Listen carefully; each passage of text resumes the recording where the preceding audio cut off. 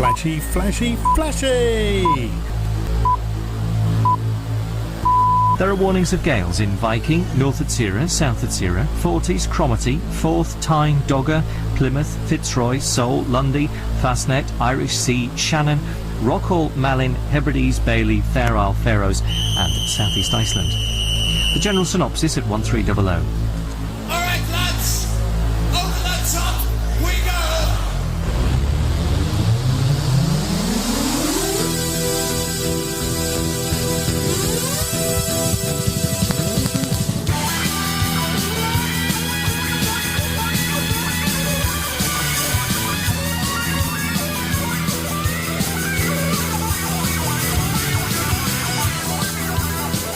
And good morning, good evening, good day, good night, wherever and whenever you're listening to this, the 6.5th edition of the Flashing 12 podcast. Today we've got a rare treat for the copy fighters out there. Last night, that's the 22nd of February 06, I went to the Stanhope Centre near Marble Arch in central London. About 50 or 60 people came along. The session tried to focus on open content. That's things like books, music, films, all kinds of works provided under terms that allow for free access, redistribution and reuse. It was a fascinating session and there were some really superb speakers. They were Paula Ledieu from iCommons. I think that's the group that links the various Creative Commons groups together internationally. Cory Doctorow, writer and campaigner, sci-fi author and fellow of the EFF. There was Tom Chance from Remix Reading and Free Culture UK, and Jennifer Rigby, interestingly from the BBC Creative Archive. And I think Jennifer got a bit of a beating last night, but I don't think she deserved most of what she got. But it was a fascinating session. It's quite a long piece, something like an hour and 40 minutes, and I thought about splitting it into two parts, but I think that it lost something in the split. So apologies for the size and length, but hang in there. It's got something for the newbie and the sort of guru copy fighter. The sound, as ever, from the Stanhope Centre leaves, well, not just a little, but quite a lot to be desired. I managed to get a mic onto the table this time, but there was no sound reinforcement, so I couldn't take a feed off a desk or anything like that. Thanks to Cory for helping out with mic placement from time to time. He sort of shifted a little mic stand around and made it a little bit better from time to time. So thanks, Cory. Thanks for that. Finally, a plug for this, the Flashing 12 podcast. We're a husband and wife team, and we try to highlight the problems people have with technology. We try to make a bit of a laugh out of it. My living, walking, talking case study is my wife Janet, and we often discuss her trials and tribulations with technology. You can find us at www.theflashing12.com. That's a number 12, so www.theflashing12.com, where you'll find links and the RSS feed, and you can subscribe. So if you enjoy this, have a listen to some of the other shows and enjoy. Anyway, enough of me prattling on with the show. I'm Rufus Pollock. I'm from the Open Knowledge Foundation, and welcome to this, which is the third or fourth, depending on how you're counting, of the Open Knowledge Forums. Previous two on civic information approximately a year ago, and another one on geodata. So we're here tonight to talk about open content. Probably the fact you're here means you have a pretty good idea already what that is. But it's kind of content is this weird thing. I remember kind of saying it actually to an artist, and they got very upset. It's quite a recent kind of coinage, but I think the point about it is it's the combination of kind of cultural works, novels, music, which are digital. You know, an art installation is not content. You can't ship it over the pipe. And the other thing about it's open. What does open mean? I mean, I think that's something actually I want to perhaps get a bit to the bottom of tonight, because different people mean different things by it. To my mind, it's kind of freedom to reuse, redistribute, and get at the work. And getting at it is important. There's lots of stuff that doesn't necessarily have legal restrictions on it that you can't get hold of, right? It's mouldering in an archive somewhere. And it doesn't matter that you are allowed or not allowed to get hold of it. There's, other than finding your way in there and kind of ripping the tape off the wall and running out, you can't get at this stuff. Access itself is like the biggest obstacle to most of the content that's out there. It's not legal restrictions. So I want to, before we get into the speakers, because I'm not going to speak for very long, I want to plant one question in your minds. Because for me, the thing about this is, if you look at open source software, and who here has heard of open source software? Everyone's going to put that out there, right? Right, everyone's heard of this. And So if you go back 20 years, it's really a real kind of, no one's heard of it. It's not mainstream in any way. And I would contend that today it is very much mainstream. You go anywhere, proprietary, non-proprietary software companies, large, small, everyone has heard of open source and everyone will know about it. I don't think the same is true of open content at the present. In a lot of areas, it's been amazing. I think the most powerful one is Wikipedia. And Wikipedia has outdone the Encyclopedia Britannica. It's more read than the New York Times. It's just huge. And I think that's the prime example. But if you go to record labels, you go to Hollywood and you talk about this, a lot of the time they'll laugh at you. Now you'd sometimes think they're laughing a bit desperately, but they'll still laugh at you. A lot of the time they do not take this idea very seriously. So my question is there going to be an open content revolution in the way that we've seen in open source for software? In 10 years or even less time, are we going to see number ones which are being released under a real Creative Commons license? Is that what we're going to see? I think that we will, but there's some people who are asking if, and there's a lot of people who are asking when. And one of the reasons of being here tonight is to try and maybe have a shot at maybe not answering those, but suggesting some answers. Maybe taking a few bets. I'm willing to take a few bets at the end of this if anyone wants to buy me dinner or bet me buying dinner for them. Okay, well, without more further ado, I'm going to go straight into Corey's talk. Corey is a very well-known science fiction writer and perhaps an even better-known copy fighter who he released his first novel, Down Out in the Magic Kingdom, back in 2003 under a Creative Commons license. He was the first author to do that, which is going to be a great claim to fame in about 30 or 40 years, I think. He's going to be able to tell his grandchildren repeatedly. Even more, until recently he was the European Affairs Coordinator of the EFF, and worked deep in the dark halls of WIPO, the World Intellectual Property Organization in Geneva. But tonight he's here to talk about his experience as a creator and writer. Thanks. How long am I speaking for? 5 to 10 minutes, 15. Depends. If you're absolutely fascinating, we'll let you go on. Okay. Well, I'll keep it short. So there are people who talk about information wanting to be free, and that's a kind of political statement. But I think that there's a much more pragmatic commercial statement. In science fiction writers, we are the hacks of popular literature. We're in it for the money. It's kind of the last short fiction market that anyone pays money for. These days, if you want to write short fiction and get paid for it, you've got to write science fiction. Otherwise, you're getting paid in copies or in prestige. So is there a pragmatic way to look at information wants to be free? Is there a business person's way? All independent artists who succeed are, to some extent, entrepreneurs. Is there a business person's way of looking at this? And I think there is. And I think the answer is that bits are never going to get harder to copy. Right? Today, this moment, right here, right now, this is the hardest bits will ever be to copy for the rest of time, barring nuclear holocaust. And what that means is that any business plan built on the idea that you've got some bits that people won't copy in the future is doomed. So that said, when my first novel was coming out, it was the kind of dawn of something that has come to be called e-book piracy or bookwares with a Z. This is this practice of taking books that you love, and buying a spare copy of them and cutting the spine off of them and scanning them one page at a time and then turning over the stack and scanning the other half one page at a time, running the whole thing through optical character recognition software, converting it to text, proofreading it to remove the artifacts introduced by doing that, and then distributing it to other people so you can evangelize the work. Now, there are people who characterize this as theft. It certainly is a copyright infringement, and lucky for science fiction, it's the only genre in the world, apart from technical books and rule books for role-playing games, that anyone cares about enough to steal in this way on the internet.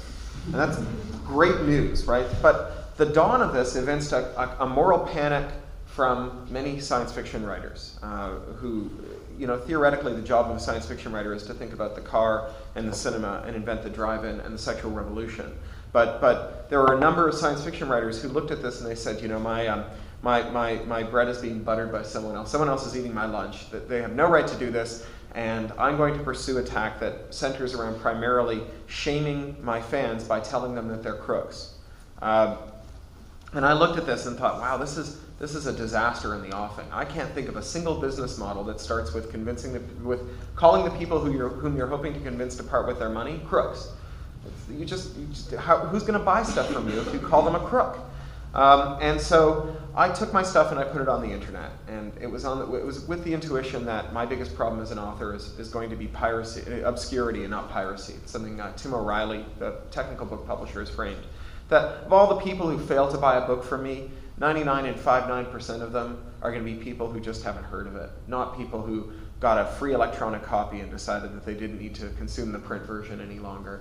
And that intuition's been borne out. That first novel, Down and Out of the Magic Kingdom, has been distributed more than 650,000 times from my website now, making it probably one of the most widely distributed science fiction novels of all time. I don't flatter myself that it's the most widely read. And an unknown number of times from other people's sites. It's now in its 6th printing.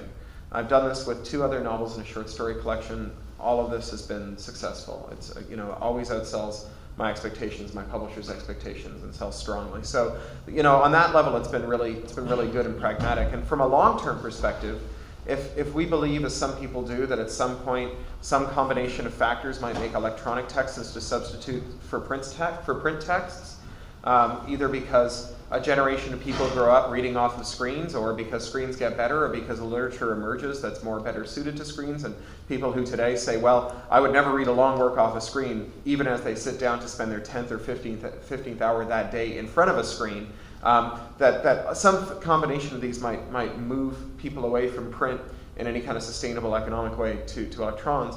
Well, electrons, if you're going to be in that world, you've got to figure out how to sell electrons. And it's not going to be by restricting the copying of them, and it's going to be by doing something else. And the way to figure out what that something else is going to be is by observing how people use electrons when you give them to them, how people use bits. So it's a win-win, right? Right now, giving away bits sells atoms. In the future, maybe people don't want to buy atoms. How do I figure out how to sell bits? By giving them away today. So it's a good deal all the way around. It's a virtuous circle. Do I have 2 minutes to kind of? Yeah, okay. Absolutely. So there's, I think that you can historically situate this with technology and creativity, because I think that those two have always been in tension and complementary. We invent a new technology, it tends to disrupt the ways that people create, but it also tends to democratize them. So the vaudeville players were disrupted by radio, and they couldn't figure out how to earn a living. They were, after all, charismatics. They stood on stage, they did something as old and holy as the first story told in front of the first fire in the first cave, and that charisma doesn't translate to the radio or the phonogram. It's that very thin pipe doesn't move along, kind of raw charismons that bombard you as you sit in the audience as a charismatic takes the stage. And all that matters in the kind of radio and phonogram world is virtuosity, right? How good you are. Well, your virtuosity is secondary to your charisma when you're performing live. So it's because you come out on stage and you stand like a stick, frozen, and then play some really excellent licks on your guitar. The fact that you've been standing there frozen means that people are going to pay very little attention to you. So as a result, we had kind of a generation of artists who are great charismatics, didn't have much attention to their virtuosity. It was incidental to their success. And then virtuosity came along, right? It came into its heyday. A lot of those charismatics, their careers vanished. But the number of people whom a radio or phonogram could reach was exponentially larger than you could reach in a hall. And as a consequence, you ended up with a lot more artists making a lot more art and getting a lot more money for it and reaching a much larger audience, right? We democratized who got to make art. We went from, the progression goes, you start with patronage, where you can make art if the Pope likes it. We move to copyright, where you can make art if an industrialist likes it. And then we slowly disintermediate those industrialists more and more and more. So it gets cheaper and cheaper to make art. And radio made it cheaper to make art, changed the dynamics. So 70 years later, virtuosity is becoming less and less important, because finding someone whose virtuoso matches yours, matches someone else's, is getting easier, right? Somewhere on the internet, there's someone who's 1 or 2 clicks away who makes you feel as good as that painter, that author, that musician does. I mean, we have this conceit that every bit of art is unique snowflake, but in fact, anyone who's ever worked in a bookstore or record store knows someone comes in looking for record A, and you say, no, we're sold right out, but if you love that, you're going to love this one even more, and you walk out holding the record of the book. Virtuosity is a substitutable good. Well, if virtuosity is a substitutable good, what is it that authors can sell that locks their audience in, that gives them an advantage over the rest of it? And virtuosity is getting easier to substitute for, because the internet's making it easier to find stuff, right? So it's become, if I say, well, I'm going to be behind 3 clicks, right? There's going to be a give me your personal information click, a send me some money click, and then a pick my article click. Somewhere out there's someone behind only 2 clicks, right? Maybe the New York Times, which is just a give me your personal information click. And then somewhere out there's someone behind only 1 click, which is the weblog that retells the story in the New York Times. So you've got like Wall Street Journal, pay to read, New York Times, sell your privacy to read, some weblog, just read. right? Well, I think that given that the universe of things that are one click away that you probably want to read exceeds the total number of things you will read in your life, things don't look so good for stuff that's 2 clicks away, 3 clicks away. So what can you do to get people to be your audience in that world? Well, I think it's conversation. If you look at these artists who are having tremendous success in the internet age, the MySpace bands who are selling 500,000 or 1 million units without signing to a record deal, or Joss Whedon, whose fans call him Joss. No one calls George Lucas George, except maybe his family. And the Warren Ellises and Neil Gaimans of the world, many of these people you'll note are engaged in science fiction, so there is some hope for the field. These people are doing something that looks very much like carrying on a conversation with 1 million people at once. I mean, clearly they're not actually having a conversation, but they're convening one and being a part of it. And I think that when you go see a Joss Whedon movie or buy a Neil Gaiman comic or a Neil Gaiman toy, which is of course more lucrative than buying a Neil Gaiman comic, or seeing a Neil Gaiman movie or buying a Warren Ellis comic or firing that cannon load of email into the studio executive's office the second that he thinks about canceling Babylon 5, when that happens, you're not just doing it because you like the art, you're doing it for your friends. Right? You're doing it for people whom you feel a personal relationship with. It's a lot harder to substitute a personal relationship than it is virtuosity or charisma. Virtuoso charismatics are a dime a dozen. Your friends are few and precious.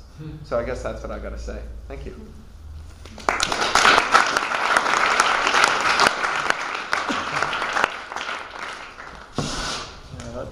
Thank you, Corey. I mean, it reminds me actually of one statistic I saw recently, which was someone who did a study of Magnatune, and Magnatune had this deal where you could pay between $5 or $18 if you actually wanted to buy the stuff, and you had a choice. And it worked out that the average payment was $8.20.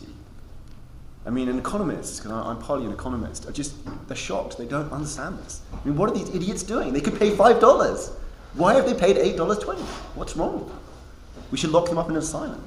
Not rational actors. Not rational actors, and it's because they have a relationship. Most of the activity of consuming these goods is not one purely of monetary transaction. I think that's really one of the core of the things you're saying there, which is great. Thank you. We're now into Paula. Paula Lejeune. Paula is, you've all heard of Creative Commons, I'm sure. Well, you've certainly all heard of it because I mentioned it already. Please don't go through it. Yeah, no. Paula is director of iCommons, which is the international arm of Creative Commons. Today she's going to give us a brief overview of what Creative Commons or iCommons is up to and what she sees the future of open content to be. Oh, am I? Yeah, well, absolutely. Yeah. I didn't tell you that in advance, so I wanted to make it more exciting.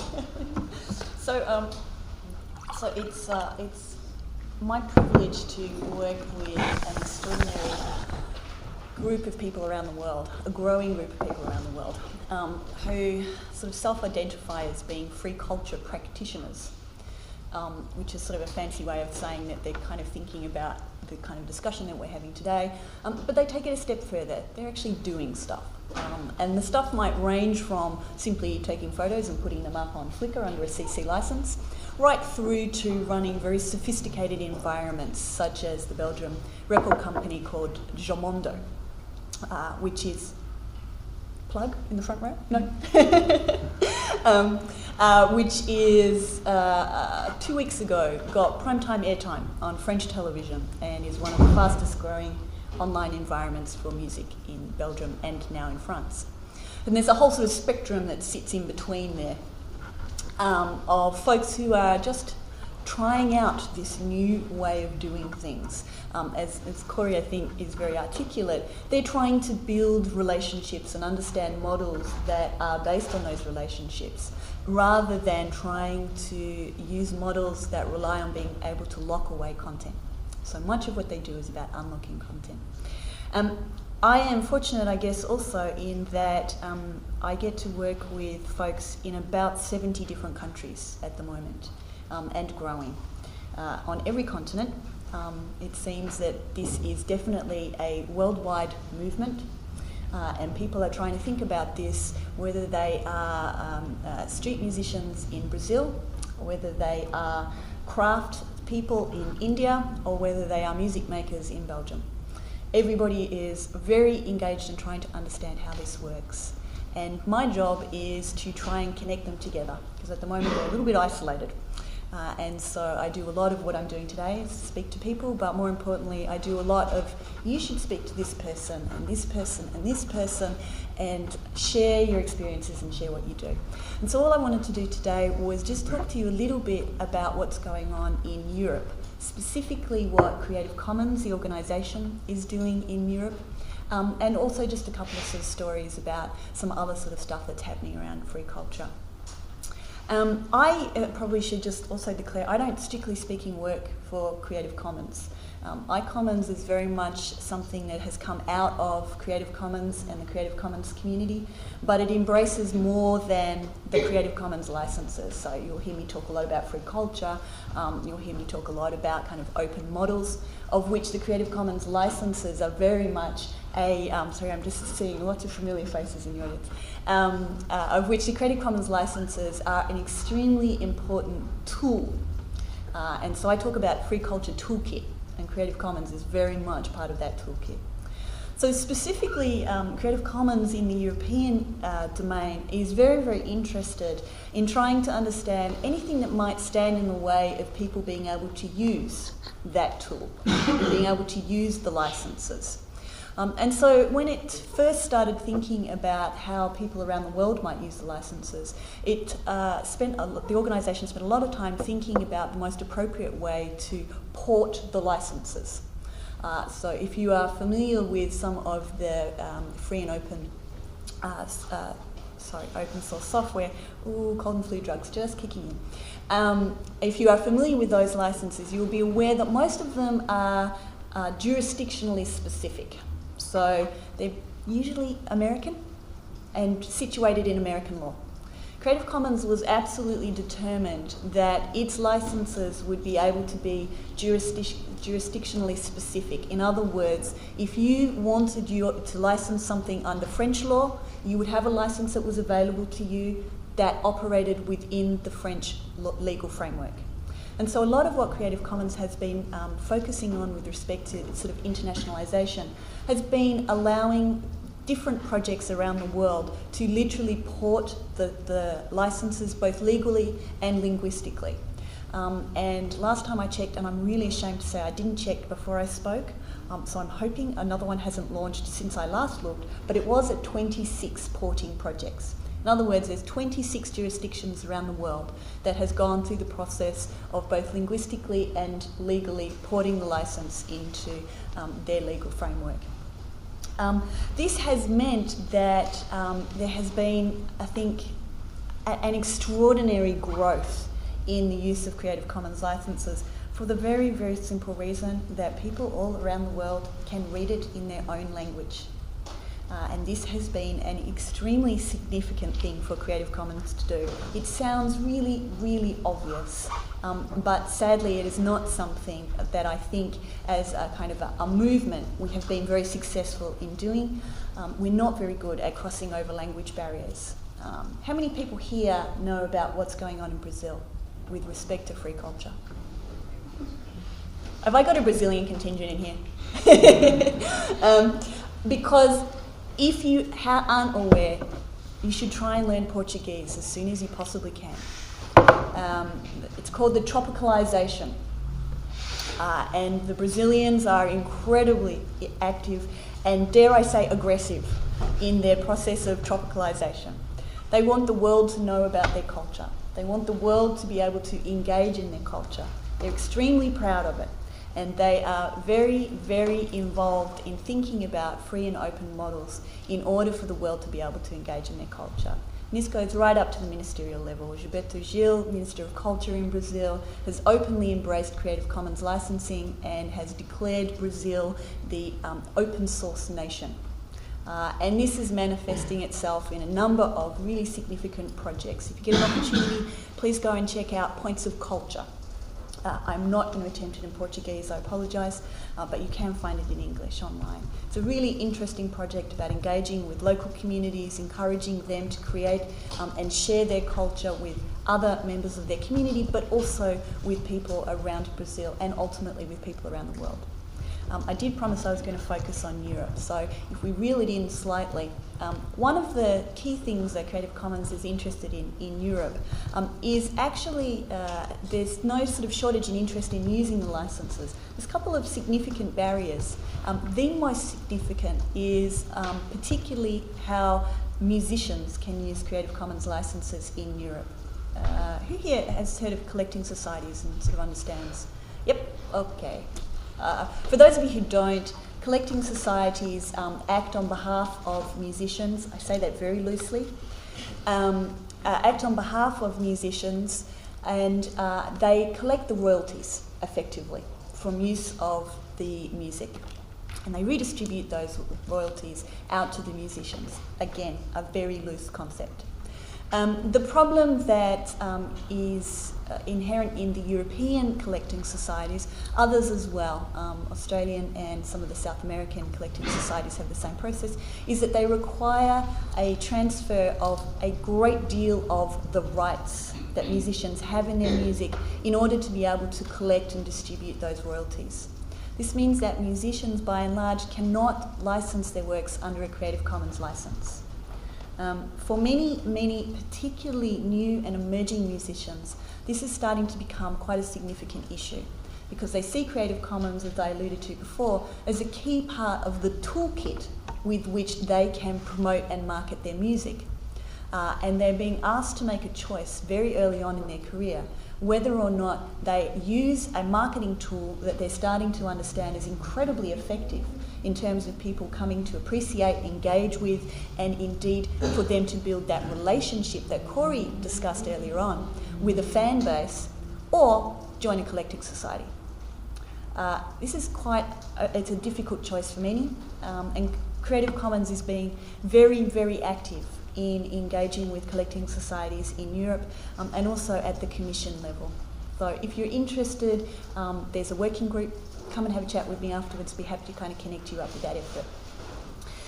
The other thing that I wanted to talk about in the European context is very briefly, and I'm aware that there are some other experts in this room, so I'm going to keep it very, very brief because I shall only make an idiot of myself otherwise.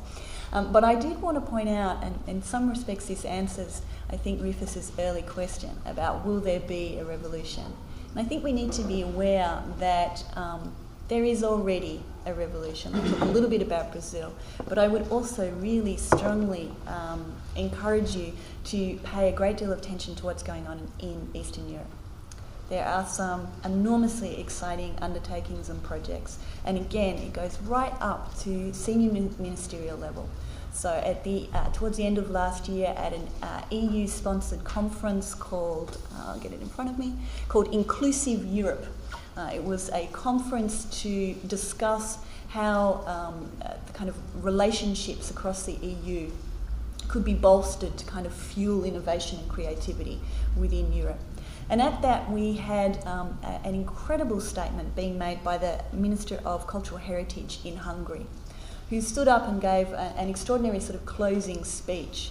And I just want to read it out, and bear with me, it's a little bit long, but hopefully you'll sort of get the point of this, and I promise this will be my closing. So the Minister of Cultural Heritage said as his closing remarks, freeing media archives in similar ways, he talked a little bit about archive.org earlier in his talk. Freeing media archives in similar ways would be especially important in the public interest in Eastern and Central Europe. In our region, state media enjoyed monopolies until 1990. Making state-owned cultural archives accessible is therefore of vital interest. Several legal solutions may offer themselves to tackle the issue. The Adelphi Charter on Creativity, Innovation and Intellectual Property, big kudos to Rufus here, for example, is an important initiative signed amongst others by the Brazilian Minister of Culture, Gilberto Gil. Gil is a name that just kind of keeps coming up. He's a really important player. It calls for wide coalitions that aim at an intellectual property regime that ensures both sharing of knowledge and rewarding of innovation. A cultural and legal movement, the Creative Commons, big cheer for us, offers diverse license options within the current legislative, or they're definitely kicking in now, framework that provide access to culture, enhance creativity, and support sustainable economic development for the less privileged groups and communities. What is common in these initiatives is that they all widen access to culture in the public domain, in the public interest, and contribute to the competitiveness of European cultural products.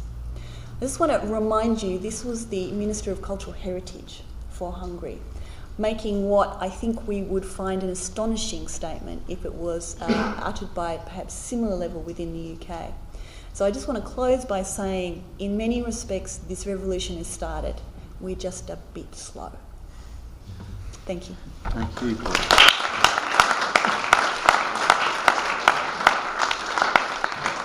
Thank you, particularly since you're so ill. I'm not at all. Just not. cold and flu kicked in right at that moment. I was like, and you've also done a brilliant introduction, in fact, to our next two speakers, in order, because Tom is part of the kind of, perhaps we'd say, grassroots side of things on the free culture side, and finally we'll come to Nicola, who is from the BBC Creative Archive, which is our own making the archives available to some extent, at least here in the UK, kind of the leader. Anyway, first we're into Tom, he is a long-time campaigner on digital rights, not just free culture stuff, and he's done the biggest kind of grassroots project here in the UK. It's called Remix Reading, which is unsurprisingly based in Reading, outside of London, but is a kind of local project for artists and anyone else to get involved in sharing and remixing culture, content.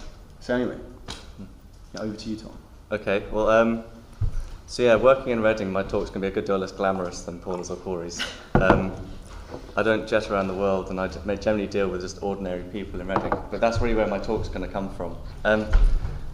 So when Rufus says, are we going to have an equivalent of the open source revolution in 20 years' time, or will open content be as big? Well, you have to ask, what does it mean for open source in the sense in which you said it to be mainstream? Well, it's mainstream amongst programmers, techies, people who are in the technology industry, and they're the people who enjoy the freedoms that free software or open source software gives you in terms of being able to share, redistribute, and modify it. So the equivalent with that with open content, I presume, would be a kind of similar elite of artists around the world enjoying their open content licensing, which would be great. But I'm much more interested in the idea that everybody would be aware of, or at least enjoying some of the benefits of open content or free culture. So in Reading we do primarily just, there you go. We work trying to promote free culture locally.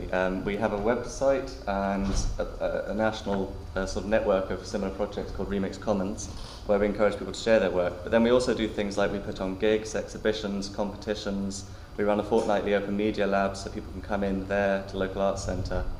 And we're really working towards trying to, both get more people aware of it in Reading, who just wouldn't be otherwise, because, unless you're sort of geek or somebody who knows what Flickr or even Wikipedia is, you're not really going to know about it. And then also just exploring what free culture means to people locally. Because often there's an assumption, and particularly I had this before we got involved with Remix Reading, that, Creative Commons must be great, or these must be perfect, because they sound like, in theory, like good solutions. So we're kind of, testing them in a way. So I'm just going to talk about two broad areas where I think, we need to address, perhaps in this discussion. The first is that Creative Commons and the BBC Creative Archive and other initiatives, while great, are an extremely legalistic solution, and they're not something that many people will necessarily understand fully, or certainly not understand enough. Now, Creative Commons has been great because it's distilled scary legal concepts into like a few really, really simple ones about attribution and commercial use and derivative use and these kinds of things. But the slight problem, which has come up with a lot of people, say Richard Stallman recently denouncing Creative Commons, is that people tend to say, my work's Creative Commons licensed, which doesn't really mean very much, because for all you know, that could mean, do they allow derivative use? Are you allowed to remix their work? Are you allowed to do it commercially? Is it a sampling license, which is a whole other bag? Is it a developing nations license, which is entirely different again? To say something's Creative Commons licensed doesn't mean an awful lot. And that's a big problem for us in Reading, because then if we're promoting this, Creative Commons, and then somebody comes along and says, I got this Creative Commons thing and I went and did a remix. But then you say, you can't do that because you've got the wrong Creative Commons license. And they what? And it gets even worse with, share-alike clauses, conflicting licenses, this kind of thing. And it's something that Creative Commons are very aware of, and most people are, are kind of working on this. But again, something that worries me slightly is that the solution is, again, slightly legalistic. So, for example, they're trying to make the attribution share-alike license compatible with the GNU Free Documentation license, by putting a kind of legal backdoor in to say that one can be relicensed to the other. Now, if you tried to explain that to somebody at one of our, like gigs, standing like over, having the bar, watching a band playing, you're like, yeah. So what you do is you allow them to redistribute under a different license. Like, whoa, that doesn't really tackle the issue, and it's a big problem because it's part of the whole government thing of trying to educate kids about copyright, which is just doomed to fail because just people don't get it. And because I work in like a student campaigning group as well, and got people coming through who are like the MySpace generation. I kind of feel like old now talking to some of these people, and it's like, and they know a fair bit about copyright. They know at least that they're vaguely aware that it's illegal to take stuff off Kazaa and BitTorrent, things like that. Although it doesn't stop them. So that's one kind of issue, and it gets. I think one thing I'd like to say, like a shot across the bows maybe, is with the Creative Archive, the BBC Creative Archive, while it's great, it's totally incompatible with Creative Commons because of the slightly different licensing conditions. So if somebody sitting in our Remix Reading Open Media Lab takes a BBC programme, mixes it with something off Remix Reading, don't try distributing that or you'll be breaking the licence. Nino, yeah, police will come around, we're like wearing the cuffs on and take them down to the station.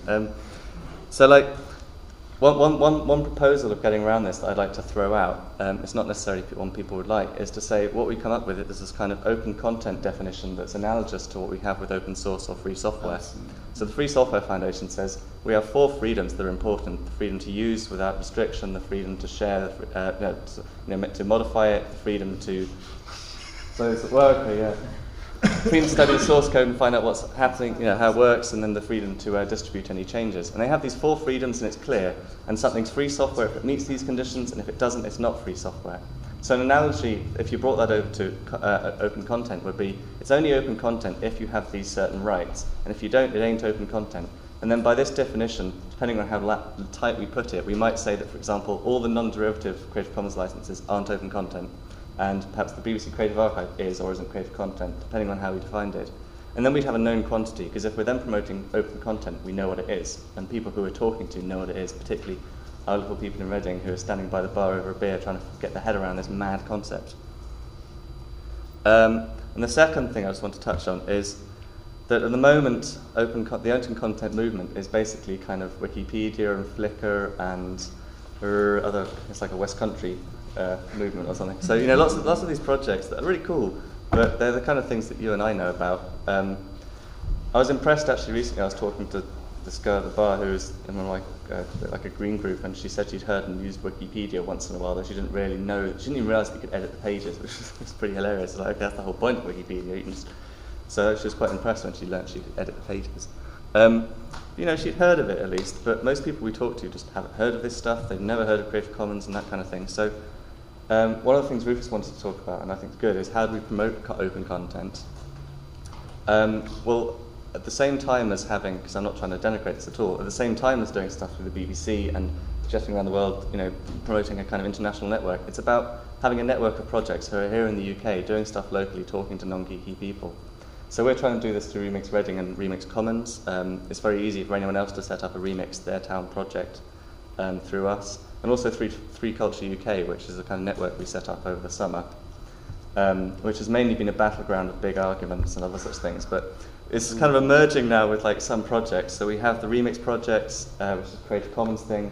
We're doing a project called Public Domain Burn, so we're trying to make it easier for people to contribute to a database of public domain works, although that's like a bit of a nightmare in itself.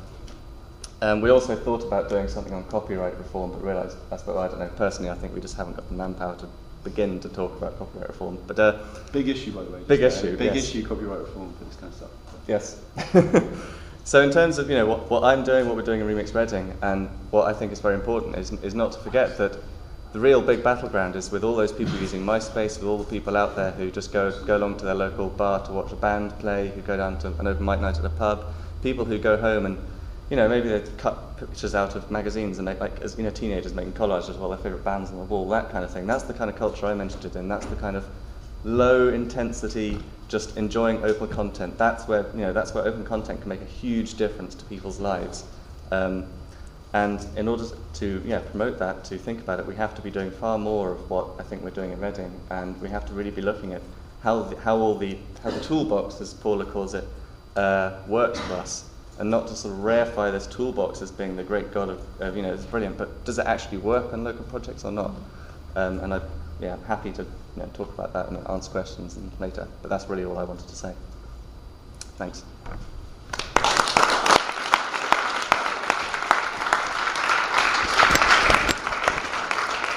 Thank you, Tom. I wanted to just ask a couple of things. One is to say, in a sense, this is the kind of the bleeding edge here in this room who've made the effort to come here this evening.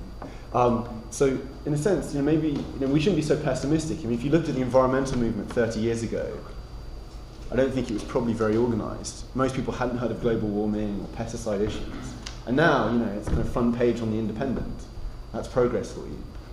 Okay. So, in that sense, I think, do you think, in that sense, have you seen progress in 5 years? You've been involved in this stuff. It's going to be slow, or do you think we could do more?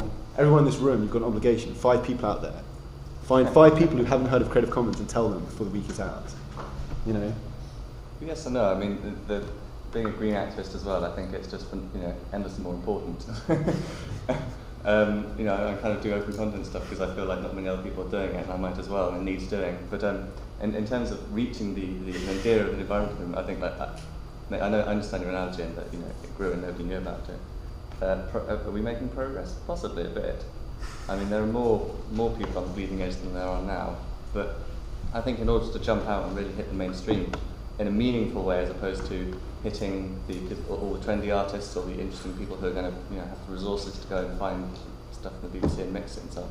In order to cross that, we really have to do way more than is happening at the minute. And I think an institutional problem as well is that, and this is perhaps just me being bitter, is that when you do projects like Remix Reading locally, you get very little promotion, publicity and support from the the kind of big happy hippie world of free culture, because generally, particularly like Creative Commons in the US, they're interested in the trendy stuff that, it's tagging, it's social this, and blah blah blah. And that's the problem, I think, of our attitude in general. I think that we have to be realizing that while it may be fun talking about our fun stuff like that, getting out there, I think, is a matter of us just really addressing the way we look at this, the way we're going out and promoting it. And I come across as very pessimistic on that. But I work with Tom all the time, by the way, so I know this. He's a pessimist. I'm the optimist. It's always going to work out and it's going to be fine. Well, okay, that's a lot of questions for later, actually. I have some, maybe we should get rid of all Creative Commons licenses, just have one. The universal.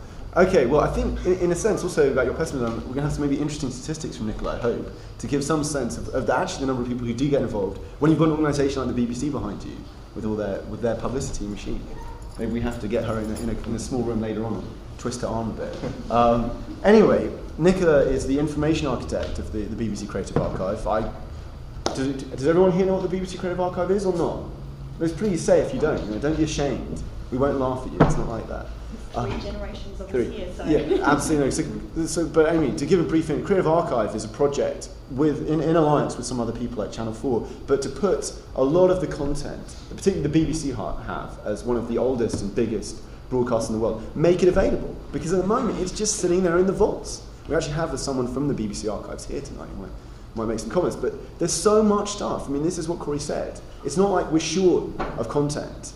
It's not like there's a scarcity really of it. But there is a scarcity of access. At the moment, much of it, just actually rots away over time. It's estimated only 1 in 5 films from America in the 1920s actually survives.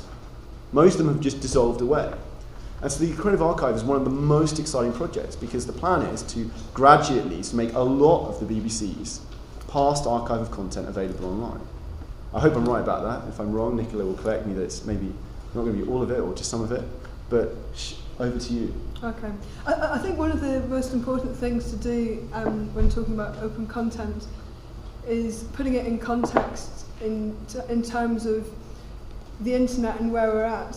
And so in terms of BBC being a public broadcaster, we're at a new era in terms of moving away from linear scheduling and moving into on-demand. And if you look at that in terms of the last 5 years and people moving over to broadband as being the predominant network connection, ISP connection they have, in actual fact, a broadband connection and people having a desire to have on-demand content and a desire to have broadcasters to provide that, that's a very new thing. And so I think from your average Joe's position, most people are only perhaps starting to realise that actually they're receiving things in an on-demand way. And so we're, I think, using language that the common public may not even be familiar with. That's the action that they're actually doing. And so I think when we're talking about open content, we need to kind of bear this in mind, that for many of us in this room, these are all terms we're very familiar with, but in terms of the average public, that they're less familiar with it. And so in terms of the Creative Archive and the Creative Archive license, this was very much a response to the public desire and demand to have on-demand content, and to have content on their own terms, and to be able to use that content in ways that they see fit, provided that it's non-commercial. But I think the distinction that perhaps needs to be made between Creative Archive license and Creative Commons license is that the Creative Archive license was in a position where we needed to make the license specific to UK usage, and also we had strict editorial guidelines in terms of how that content could be used, and so we had to draw a line in terms of it couldn't be used in a deflammatory way or in a derogatory way. And so those are the two distinctions in terms of how content can be used. But very much we were inspired by Creative Commons and used them as a framework in terms of how we could set things up. And so in terms of what the BBC is doing, well, we are doing a series of pilots that are tentatively putting out small volumes of content. The long-term aim is, yes, we would like to be able to make the vast volumes of archives that we have available to the public, but to be able to arrive at a point that we can do that, we have to prove in terms of public value what service we can offer, and to be able to demonstrate that value to the public, we're doing these series of pilots where we're targeting very specific audiences and trying to demonstrate the desire and how people are using that content. So to demonstrate that, we had a number of different pilots. The first one was called Superstar VJ, and it was in collaboration with Radio 1 and 1 Extra. And it was taking... That one? Yeah. That may be an editorial. But the Superstar VJ pilot, it took about 100 clips that were mainly natural history clips, but we were providing that content and asking people to create a VJ mix using that content where they could bring in their own music to the visuals. Yeah. There we go.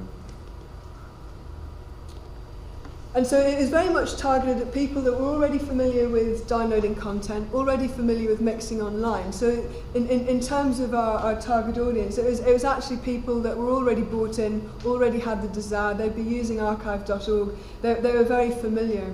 And so it was intentional to try and target people that were familiar, but look at what they do with it. And also, more importantly, we were interested in what feedback we got from people. We must stress that this isn't a product or service that's defined. We're actually seeking people to give as much feedback as possible, as critical as it may be. And say, we want more. We want more. Very much so, very much so.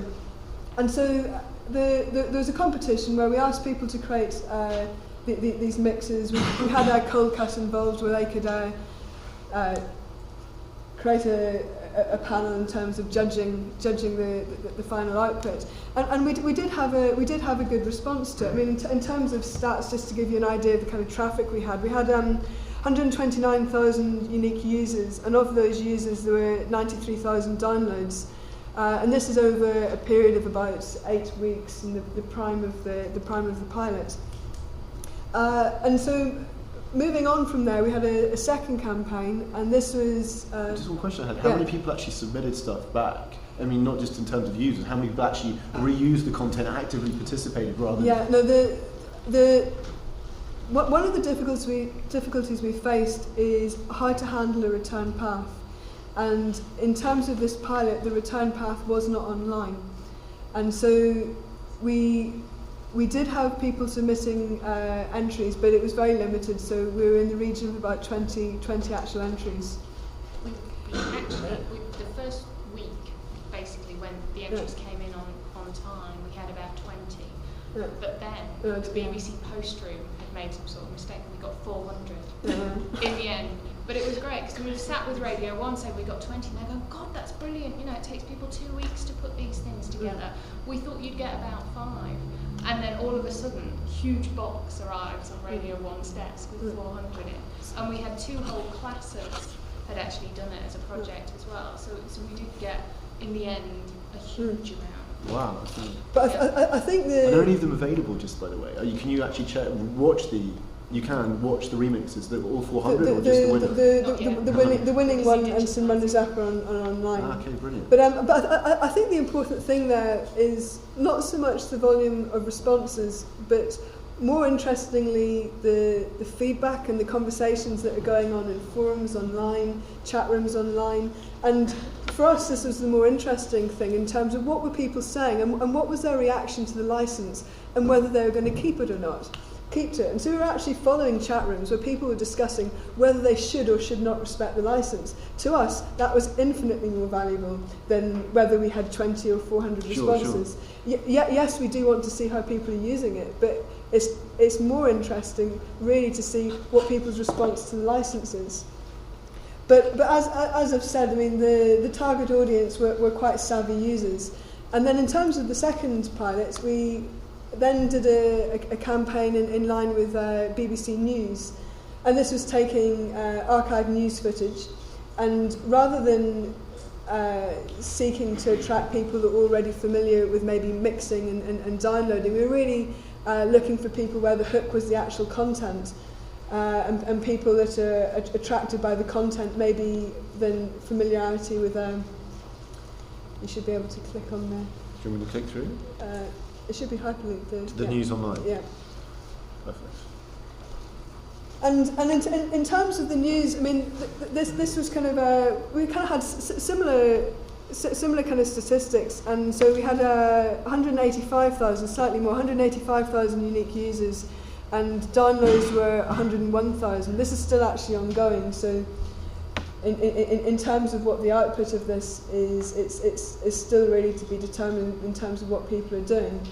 But as I say, it's more the type of feedback we're getting to the BBC in terms of response, and the response across the cross-section of the audience as well, because we're aware that there's savvy users out there that are familiar with downloading content, they're familiar with archive.org, but we're more interested in seeing the diversity of reception. So to people that have actually never considered downloading before and actually seeing, or for the first time, actually they might actually have a use for this. And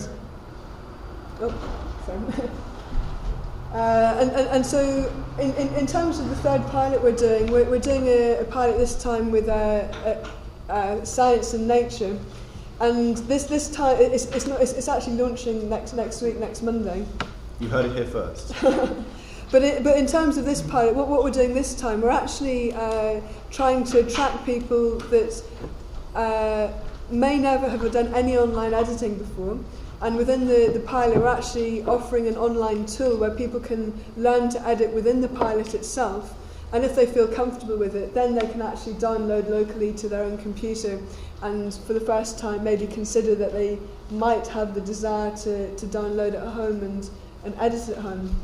And so each pilot, it's gradually looking at a slightly different audience and how we can attract different people, engage with the reaction by these different audiences in terms of what the meaning of having access to this content may be.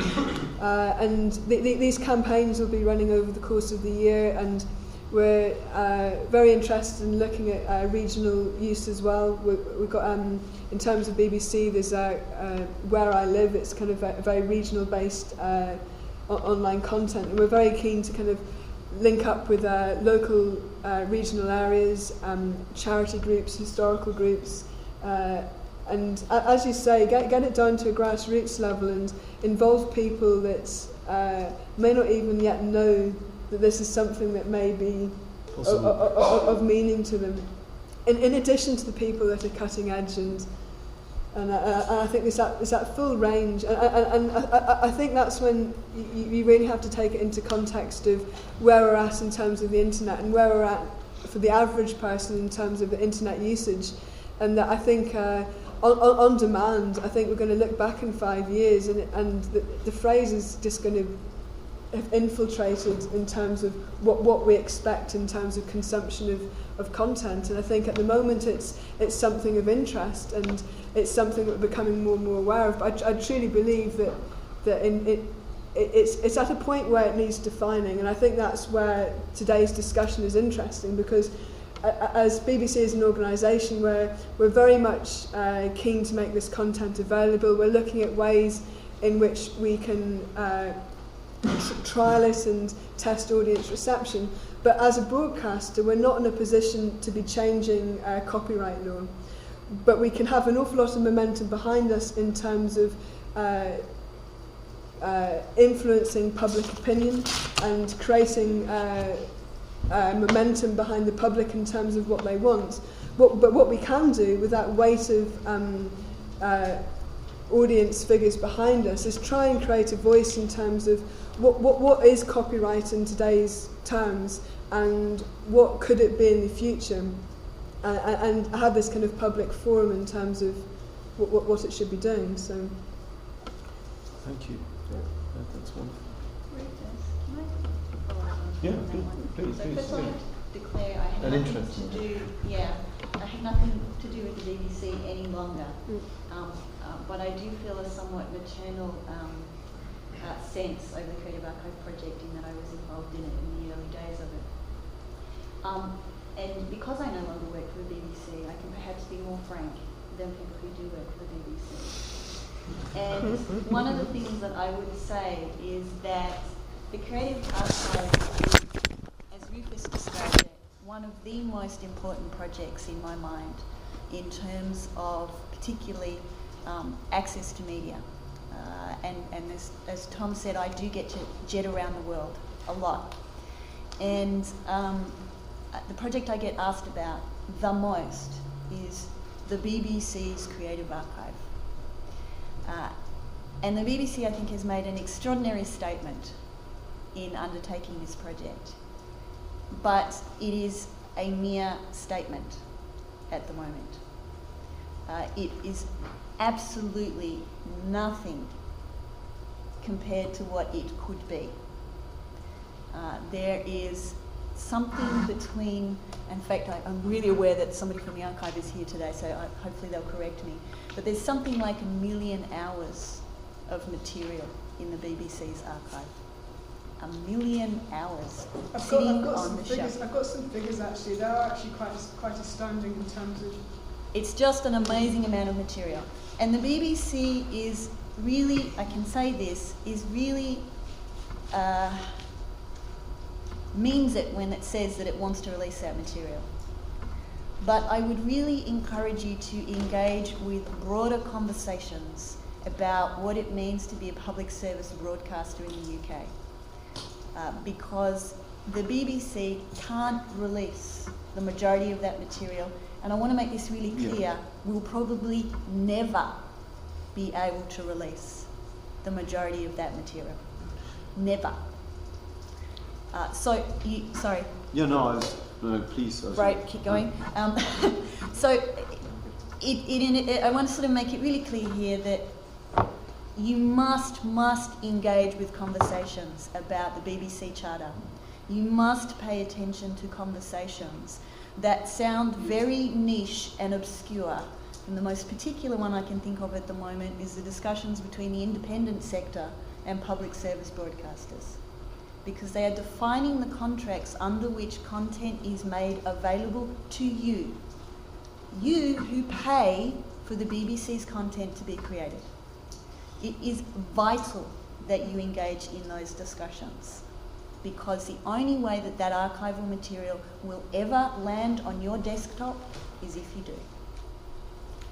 I'm done now. will come. I think there's now suddenly the panel is going crazy here. Everyone wants to have a go in there. Corey, I think you want to say something. So quickly, I want to talk about some of the ways the BBC can change copyright and has. Oh no, so I'm not saying we can't change it, but well, actually, the BBC can't change it. So we should be we really clear. we can influence how copyright may be changed, Right. but we can't be seen to be the organisation that dictates what happens. Well, so let me give some examples of things that the BBC could do that, in my mind, would advance not only the archive, but the cause of free culture. Mm-hmm. So the BBC right now sends a representative every 6 weeks to the meetings of the Digital Video Broadcasters Copy Protection Group. And that's a group that's figuring out how to write a legal mandate that will restrict how you use your television, that will bind all manufacturers. It's like the American broadcast flag on steroids. The BBC could send a representative to this to say, as they did with satellite casting when they refused scrambling for BBC satellites, they could send a representative to this who says, we categorically reject this, it has no nexus with providing public value, this is garbage, stop doing it. But instead, they send someone who says, what we want to do is find a way to restrict things without scrambling. Can we have something that would work in a trusted computing world where we could have a mandate that all devices, the shows wouldn't be scrambled, but the only devices that could receive shows would be mandated by law to be non-user modifiable, and that could and wouldn't play shows if you modified them. Right? That's one area the BBC could do. They could have, from the day the charter came down, saying we're making the Creative Archive in the future, every license deal the BBC could have done since could have said it is understood between the people we're commissioning this from and us that this work will end up in the Creative Archive and be used in this way. In terms of, I think a distinction needs to be made that when creative work is using Creative Commons license, it's new work that from inception is saying we would like to apply Creative Commons license to it. And in the position of the BBC and other organisations within the Creative Archive Licence Group, we're retrospectively saying, in many cases pre-internet, can we apply this licence online? And so we're in a position where you have BBC rights holders, you then got third-party rights holders as well, and we're having to approach all these different organisations and saying, would you be prepared for the content to be online, and if it were, under the terms of Creative Archive licence, and this is the challenge. Well, I understand. Just to say, in terms of the BBC moving forward, we're very keen to embrace, in terms of production moving forward, that it should be a key thing that's from inception that you consider, but it's the retrospective that's the difficulty. Well, so I understand that, but one way the BBC can make that task easier, because I agree with Paula, there aren't enough lawyer hours between now and the huge death of the universe to track down the far-flung descendants of every third trombonist in every symphony the BBC ever recorded and find out whether Grandad's solo can make it onto the internet. Exactly. What we need is an act of parliament. What we need is copyright reform that would create blanket license pools for this work. And the best way to get there is to start rigorously documenting and publicizing the ridiculous Sisyphean task that is clearing rights to work. So this clip of 20 minutes represents so many thousands of pounds in license fees. Wouldn't that have been better spent commissioning new work? Wouldn't that have, in lawyer fees and legal hours of the BBC, wouldn't that have served creators and license payers better if we'd spent that money commissioning new material and if we had a blanket license where we could just pay for the use of this work? I think that we really need an active campaign to Parliament saying we're flushing thousands of pounds down the toilets of the city, right? We're flowing all this money into legal offices instead of creators. That's not what copyright's supposed to accomplish. Yeah, do people here just really, I just want to check, we've all got clear what I sometimes worry we're kind of going off on quite a specific thing. You understand what's going on here, right? You want to put this content online, right? A clip. Many people did work on this clip. From, the third trombonist of Corey to the sound editor to everyone to your uncle, right? To be able to put that up legally, you need to go to all of the people who own those rights. Be it them or their descendants or whoever they assigned their rights to. You have to figure out who those people are. And get permission from them. You have to figure out who the executor of Grandad's musical estate was when Grandad died in 1935. And then you have to find out who the executor of that person's estate was, because chances are that person's dead too. And then if you guess wrong, and someone comes back after you, the way that the heirs of the agent for A.A. Milne did when Disney licensed the rights to Winnie the Pooh from A.A. Milne's family, who it turns out he hadn't left the rights to them. He'd written on the back of a cocktail napkin, I licensed the merchandising rights to Winnie the Pooh to my agent, and it was discovered in a box of the agent's effects decades after Disney had licensed it from the rights holders. Then you face tens of millions of pounds, if not hundreds of millions of pounds, in crushing legal liability for having guessed wrong about what the chain of custody was through multiple wills over potentially more than a century.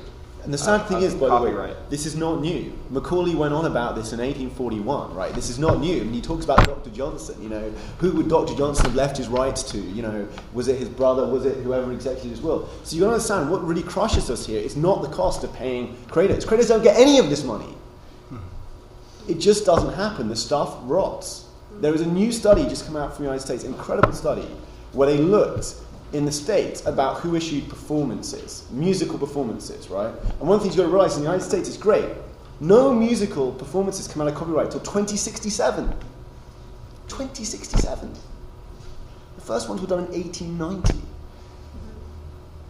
They actually found that more people were reissuing recordings, old recordings, illegally than the legal rights holders. I mean, this is insane. In theory, legal rights holders are these monopolists. They want to issue stuff to you so they can get money. But in fact, it wasn't happening. It was illegal people or Europeans who were reissuing most of the early US recordings. I mean, this just blows away any justification for old copyright, right? Yet this is the system we get right now, and actually there's a lot of lobbying about it. We mentioned copyright term extension before. Right now, there is a huge lobbying campaign going on in the UK and across Europe to get, guess what? Term extensions in sound recordings in Europe, because they're not long enough here. They need to be like the US. And the argument is that if we give enough years of copyright to musicians, we'll stop musicians from starving in their old age. And the fact is that 80% of the recordings in copyright aren't available for sale. Giving more years of copyright to artists is vanishingly unlikely to take the ones who are poor today and make them rich tomorrow. You'd have better results distributing lottery tickets to them. Right? I mean, if our outcome, and I believe in the outcome of artists not starving in the streets in their dotage, if that's the outcome that you want to generate, pension plans would accomplish it far more reliably than adding 40 years of copyright to the term of copyright. Okay, so finally, before we throw the floor open to questions, I want to say a funny thing. We said, like, oh, you should be doing things. Right, it's great, you know, you guys should be doing things.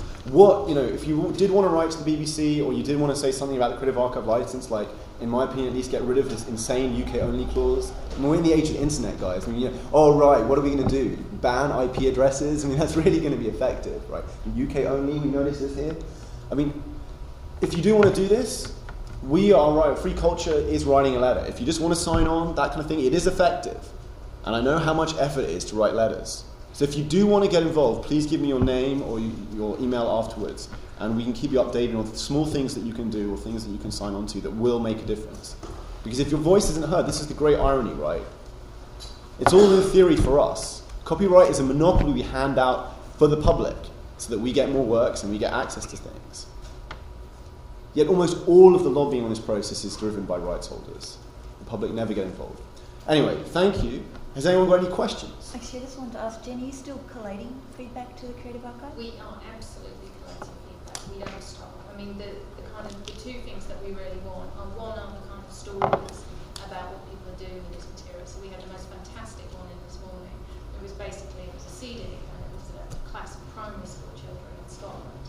And what they've done is they've taken the Concorde footage that we put out from the last flight of Concorde story on the News Archive, and they've mixed it with pictures of themselves flying and making paper planes. Now, it's just kind of, it's sort of crazy, really sweet stuff that, you know, on its own doesn't mean a whole lot, but this had inspired, you know, that teacher and that classroom to actually do something, and it made it more interesting, completely widened the scale of learning that they were going through. And we're building up all of those items that to us will demonstrate public value, but at the same time we also need people to tell us more what we should be doing so that we can apply the pressure and say, look, you know, this isn't just a group of people in the BBC who want to do this.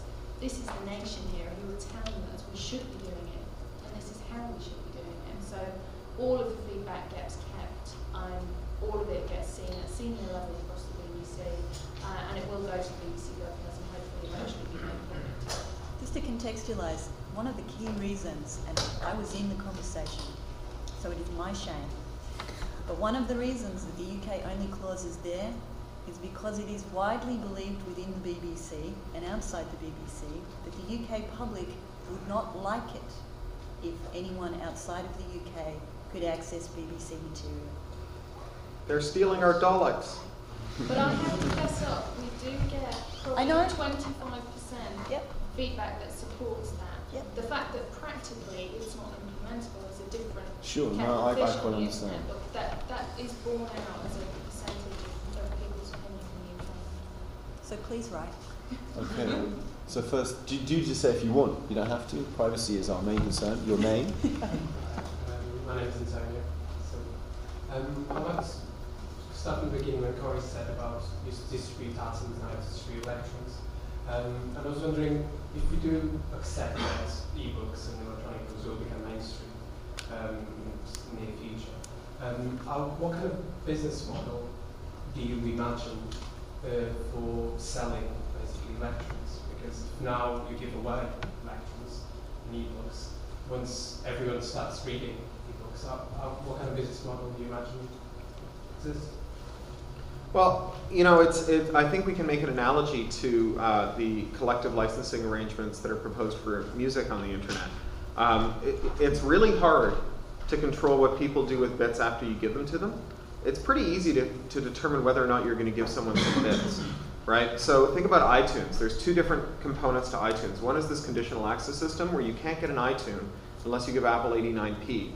And it's pretty hard to break that. And if you broke it today, they could fix it tomorrow, because all the good stuff that controls how that works is sitting in a wiring closet in Canary Wharf that Apple has exclusive access to. There's another component of iTunes that tries to control how many computers you can listen to your iTunes on after you get your iTunes. And people blow through that stuff like wet Kleenex, right? It doesn't actually work. It's like putting a safe in the bank robber's living room. And so people who monitor peer-to-peer use say that the mean time between a song being released to iTunes and showing up on Kazaa is 180 seconds, right? So we're not going to control copying, but we can control access. Now, there are lots of people who buy iTunes today. There are lots of people, and we must fundamentally view buying an iTunes as a voluntary act of charity, because the number of clicks between you and an iTunes is approximately the same number of clicks between you and that same song as an MP3 on a peer-to-peer network. No one who buys that buys it because there's something that makes the bits harder to copy, right? No one woke up this morning wishing for a way to do less with their music. So as a result, really what people buy it for, that the element that compels them to give 99 cents is the paywall. It's the conditional access side.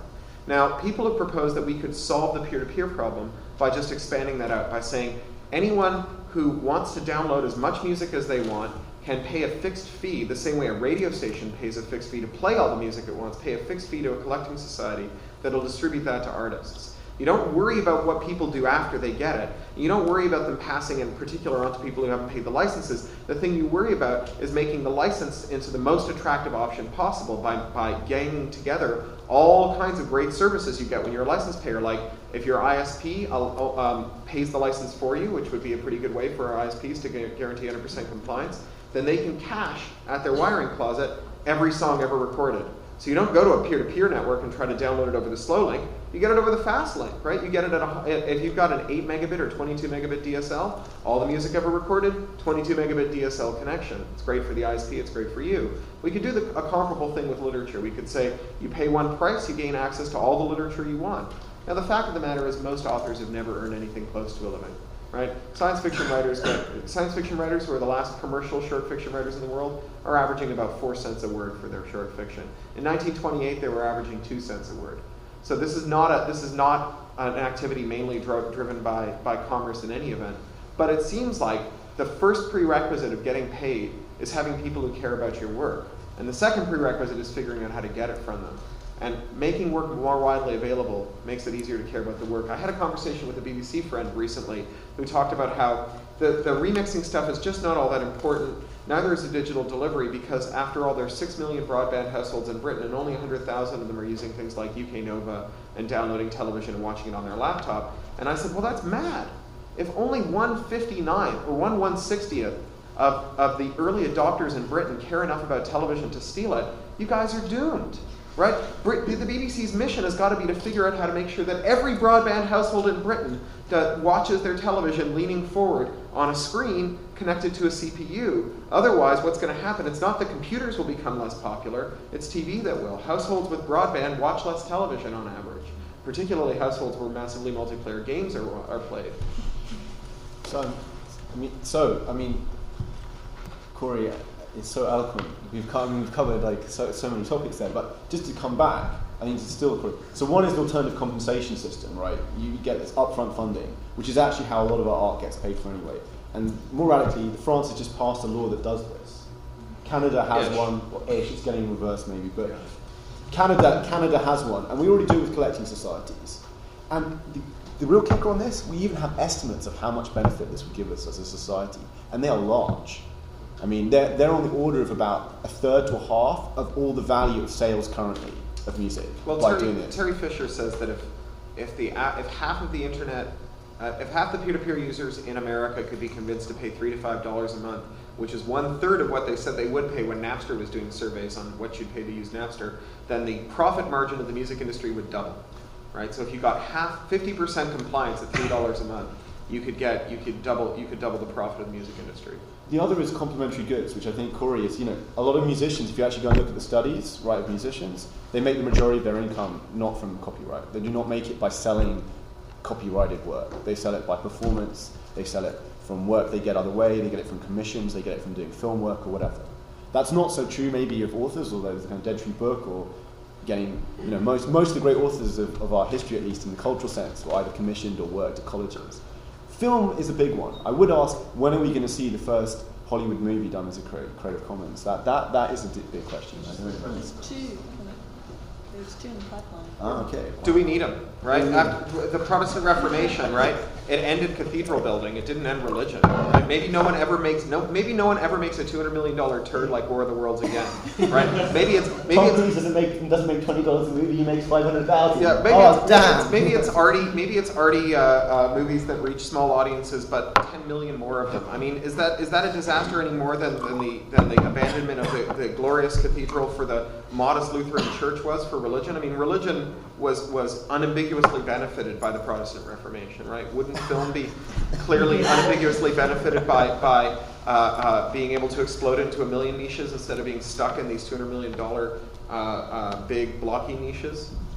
Okay, so not even another change that we're going to see. Is there another question? Okay, first at the back there, and then we'll come. So my name is Mark Hello.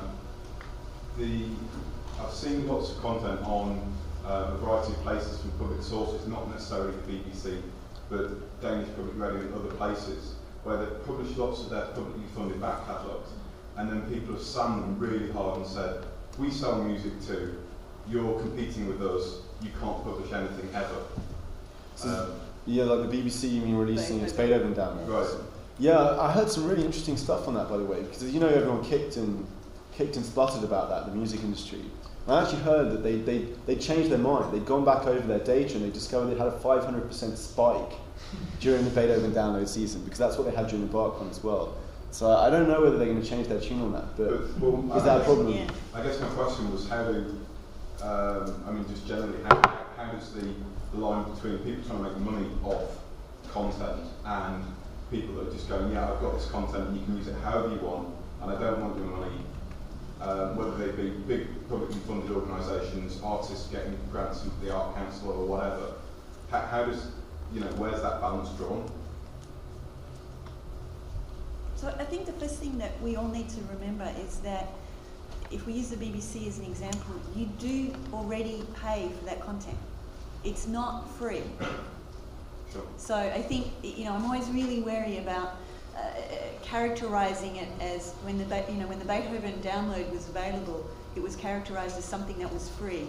You've paid for it. You paid the orchestra who actually recorded that. You paid for the physical record to be made. You paid for the servers on which the download was made available to you. You paid for it. Now, I think there's clearly other examples, but I think in the BBC there is a somewhat unique situation where you can genuinely say you have already paid. And we sort of talk about kind kind of group licensing and thinking about ways to do that. Effectively, that's what you pay when you pay your BBC license. And so I think, I'm not answering your question, Sure. I'm sort of trying to isolate, if you like, out some examples. Well, I mean, isn't that true of all kind of anybody that's got an arts grant? You know, they're coming out taxes. Damn right. So Right. it's, you know, Yeah. The next time you walk into a museum with a no photos allowed sign and they tell you that it's because they didn't get the copyright from the rights holder before they put it in your museum that your tax pounds are paying for, ask them why not. Ask them why they didn't clear those rights. What if the rights holder had said, well, you can only look at my pictures while standing on one leg and reciting singing God Save the Queen. You know, what requirements are fair to put on people who want to see art that's been publicly funded? Why taking photos? Why stop there? I have a different follow-up on BBC copyrights. Yeah. It was interesting. I was downloading from the BBC those the IT Crowd episodes that you've been recommending. No, that's Channel 4. I've been getting them down, and I had some of the BBC content as well. It's an interesting perception because I had a friend in the States who is very pro-copyright, and he was kind of ragging me out for this, and he was going, "Well, what are you doing? You're and I was going, and he's going, you really should buy this stuff," and I'm going, I already did. I live in a household that pays its television license. I bought this. This is mine. I get to use this. This content is legitimate. And it occurred to me that was only clear to me because I'm now an expat living here and have reviewed the issues, but in the States, they have no real example of this at all, and that and the pressure of perception from that side of the ocean is tremendous on legislation, even outside of the States. Absolutely, and I mean that's why I started my little commentary on the BBC by saying it is an extraordinarily important project, precisely because it really gives an opportunity for the rest of the world to understand how these models might work, because you own the content already. And so the BBC is in a very, very special position to be able to experiment, as it is trying to do with the Creative Archive. So that gets me to something that was inspired by something Tom said, which is that, Tom, you were talking about how there's this legalistic response. I think you're right. There's an over-lawyered response to culture, because we've got a copyright system whose mainstream interpretation, if not black letter law, is one that's completely incoherent with the way culture is made and shared, right? But I think that the wrong answer is to say, oh, we need a free culture definition that says it's free if you can whistle it while you're walking down the road. I think what we need to say is there is no license required, right? We don't need a free culture license to make a collage on your bedroom wall or the internet equivalent of it on your homepage or your MySpace page. That's just outside of the realm of permitted or licensed uses. That's just not part of the rights holder's monopoly. So, one of the things that authors get hung up on, I can tell you this from personal experience, with a derivatives allowed license, is they know that if they go to an audiobook publisher, he's going to say, I want the exclusive right to distribute audiobooks of this work. Well, if you allow non-commercial audiobooks, you can get into trouble for it. But no one would say, well, yes, I'm giving the exclusive rights, and included in that bundle of exclusive rights is a guarantee that no one will ever read the book aloud to a child in bed, right? Well, I think that that podcasting of works and like non-commercial, personal-made audio recordings of a book, I don't think that they come under the scope of a license. I think those are fair dealing. I mean, I would love to agree. The problem is that the difficulty is that people will come along and say, hey, actually remixing your stuff up and putting it on your webpage for people to download is illegal and we'll sue you. And but the answer to that isn't licenses. It's the answer to that isn't to say, you're right, permission is needed whenever you want to whistle a song going down the road, therefore we've created a whistling license, right? The answer is to whistle. Yeah. I agree absolutely. I mean, one of the problems we have, and certainly with the approach I suggested, the open content definition, is when it comes to free software, it's very clear what hackers want, and it's very clear how they work. When it comes to culture, two people working in the same medium will disagree totally about how they want their work used, or how they want to work with it, and how they work with other people's work, and so on. And the big problem is that copyright is just such an insane institution. When you look at how complicated it is, and you look at how differently people want to use work, they don't match up at all. As soon as they do have mismatches, you end up with lawyers involved. That's a big problem. I mean, the positive side of the open content definition approach is is not to say that we're going to build the license around this definition, but to start to understand what it is we think is important, and try and suggest that there may be some universal things that we think, that are true of all cultural objects that we think that we want to promote, that copyright really gets in the way of at the minute. And to advocate that rather than, at the moment the big problem is that our legalistic solution is just even more of a headache for a lot of people and brings lawyers in just as much as ordinary copyright does. I mean, the one thing I would also say this to emphasise, right? We just had two people. I actually know Tom and Issues Remix Reading. Right? Remix Reading does kind of, what will it host? Will it host commercial content? No. Okay, host people who are sharing their content. Will it host BBC Creative Archive stuff? Yes or no? You can't remix. Now, of course, what Corey's saying is completely correct. Of course, we can go and remix it.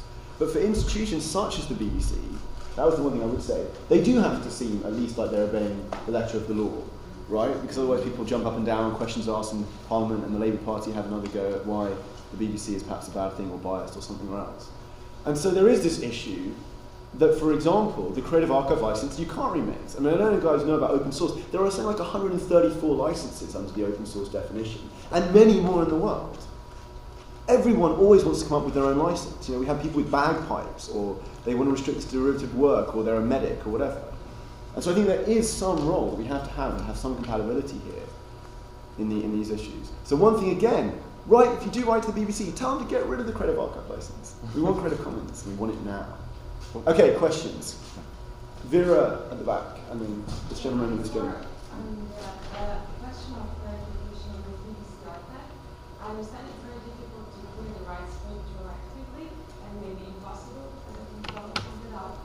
But I did not understand what happens currently with the conference in the BBC science with, all the things that commissions work from. Is there something that can be made get money from the BBC and then public money, the work that results from this has to be licensed under the Commons. And there's a good parallel when we look at the scientific journals movement, where some of the biggest funders of research now have this, here in the UK, the Wellcome Trust, have this provision as a mandatory provision. If you get a grant from the Wellcome Trust as a researcher, the output in article form has to make available as open access. And I was wondering what's happening currently with, in terms of... And very quickly on the UK, maybe you said 25% are against releasing it wider than the UK. Is that correct? That's of your feedback. Yes, of the feedback sample. As I understand, it's less than 50%, and we live in democracy, so I don't really know. That's released. But that's not the reason why we put it in. So the reasons are kind of much more institutional as to why it's there at the moment. But there was definitely a feeling when we were devising it that most of the UK public would say, no, we've paid for it. It should only be made available in the UK. The figures aren't bearing out that it's most of, but I think 25% is still quite a significant proportion. Also, the fact that this is in pilot stage, and so you're very right to say that it's 25% and that's a minority, and it could well be the case that we arrive at the end of the pilot, and the case for it being a non-geographic specific, it completely outweighs. And in terms of commissioning new work, we are looking at a number of specific productions in which we've asked for the Creative Archive license to be attached to it from the beginning. And in terms of the Creative Archive license, if it goes beyond pilot stage, that would be something that we would seek, that it becomes a standard within production. It's not something that we can seek as a standard during pilot stage, though. Okay, so in general you will look for it. The hope is it will become a standard thing for future contracts going forward if the pilot is successful. And it rests upon our shoulders to make sure the pilot is successful by all writing in saying how wonderful this idea is. I think a lot of the difficulties in terms of being able to get that as a working model moving forwards, again, is who is involved in that production.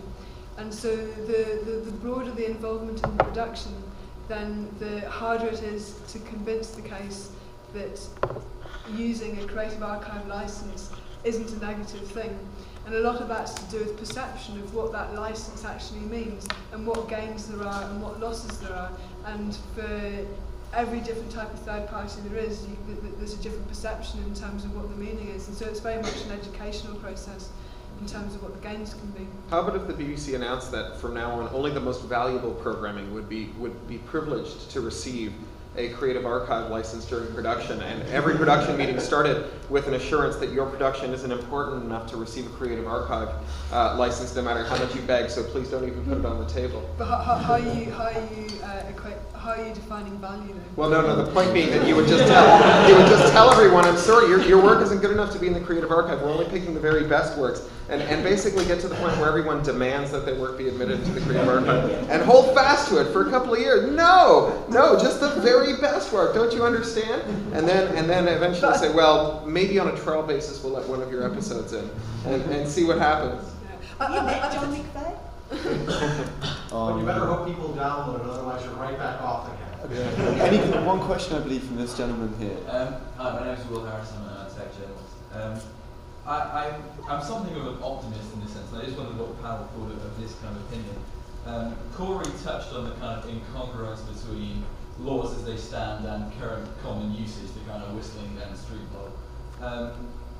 Is it possible to draw an analogy kind of with, if you look at the situation, the political climate in Northern Ireland, people suggest that the change, the peace treaties, the various progress that's happened in the last 10 years has come from the fact that the people now in power, or the people who are, the sort of mindshare people, are the people who have grown up deciding this is thoroughly crap, and they're absolutely fed up with all this.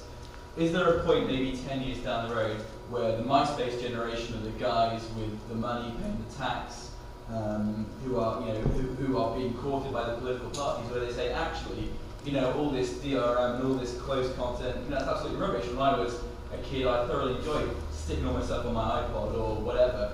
Is it kind of inevitable that there will be a kind of, we want it our way, and if you don't sort it out, we're not going to vote for you, and you can get lost, I think, I'll say something, I'm sure others.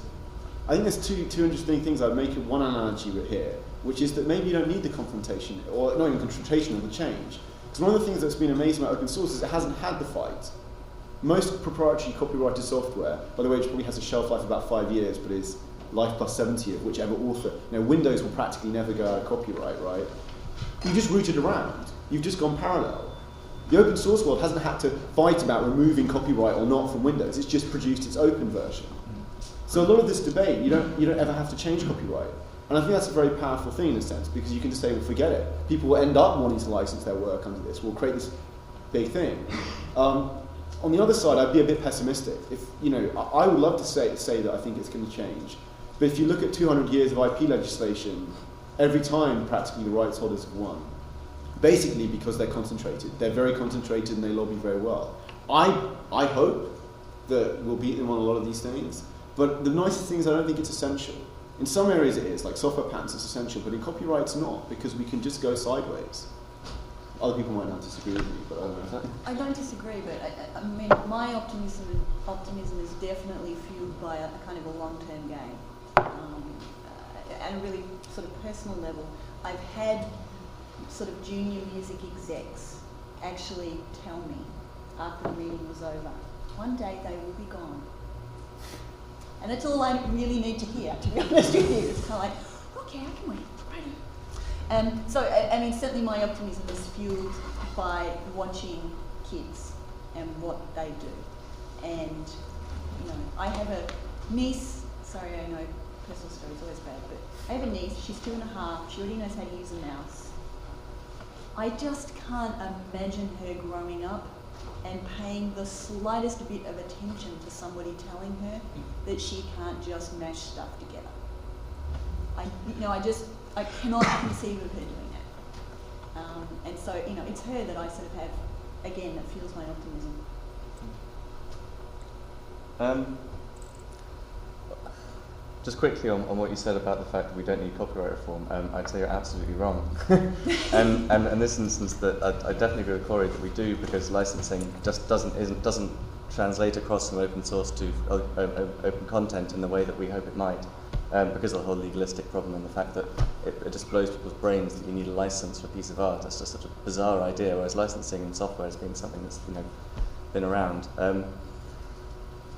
In terms, I'd also quickly pick up on the fact that people using MySpace doesn't mean they're like, pro sort of really loose use of copyright and they're anti-DRM and so on. We shouldn't mistake the fact that people are using stuff that's really cool with them knowing about why it's cool necessarily.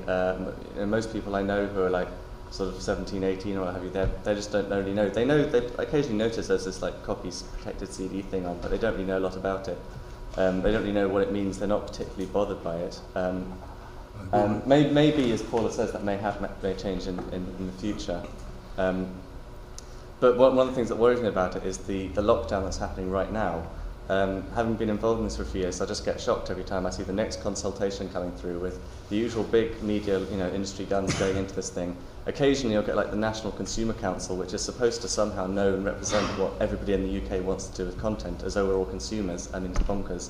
Occasionally, if you're lucky, there'll be someone like Corey, or occasionally there's Bill Thompson, this like technology journalist goes along. But I've been to a couple of these things before, and these guys are nuts. They just, hopefully, maybe it's the junior execs will come through and tell them they're nuts. But so I was in one, and these people were saying, it was like a meeting about the public domain, and it was all about copyright. Corey was there, did a good thing on archives, and these guys were like, we need more copyright protection, how are we going to organise copyright protection? It's like, isn't this about the public domain and why it's useful? And so every now and again I meet people, and I say like, so in Reading there are just thousands of kids out there mixing your stuff, and they laugh, now they're ridiculous. I'm like, no, they are. You might not realise it, but they are. And I think, it's like this big kind of crazy game we've got at the minute, of seeing where we apply the pressure. The fact that increasing numbers of people are coming above their horizon, they're noticing that all these people are doing this stuff, they're noticing that people have always been sharing and mixing their stuff anyway, particularly young people, particularly people who are able to get hold of the bleeding edge technology and so on. And now they're freaking out and suing them all, and it may just be that this like groundswell of people is just too big for them to contain. The question really is, how far do we get locked in now? How does that affect people in the next 20 years? Because it may be that in 20 years' time technology is so locked in that people just aren't mashing because they're not able to, so they don't want to do it, they don't defend it. Or it may be that they just get swept away by the kids coming in and taking over the industry and saying this is nuts. So I think you just nailed it, Tom, which is that if the copy fight is taken to its logical extreme, you end up with the 3 objectives articulated in the Content Protection Status Report that the MPAA gives to the Senate every year being achieved. The first is broadcast flag, which says that you can't make digital technology without permission. The second is analog hole plugging, or the A-hole bill, as I like to call it, which is that anything that can take something that's analog and make it digital again, like a camera or recorder, has to determine first whether or not it's allowed to record what it's pointing at, and if it's not, it has to switch itself off. And the third is to eliminate peer-to-peer by changing the internet fundamentally, so that everything. So the only protocols you can use, the only transmissions you can make, are the ones that have been explicitly permitted. And the latest proposal for this comes out of WIPO at the United Nations in Geneva, which is a proposal that says that an ISP whose customers are using peer-to-peer software would have to terminate that customer's access if there was an accusation of file sharing, of illegal file sharing or infringing file sharing.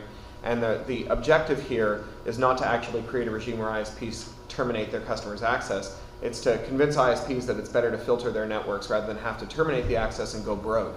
So you said before that you think the environmental fight is bigger than this one. I think you're wrong. I think that the question about whether or not we're going to be able to have the environmental fight, are we going to build an internet that is the equivalent of a street that you can't have a protest march down? Are you going to be able to run big email campaigns after Good Mail gets through with Yahoo and AOL Mail and says that you can only send email to 1 million people if you give them 1/4 cent for every message you send out? Are those things going to be possible? Now, Jamie Boyle at the Center for the Public Domain at Duke University has called for an ecology movement for free culture.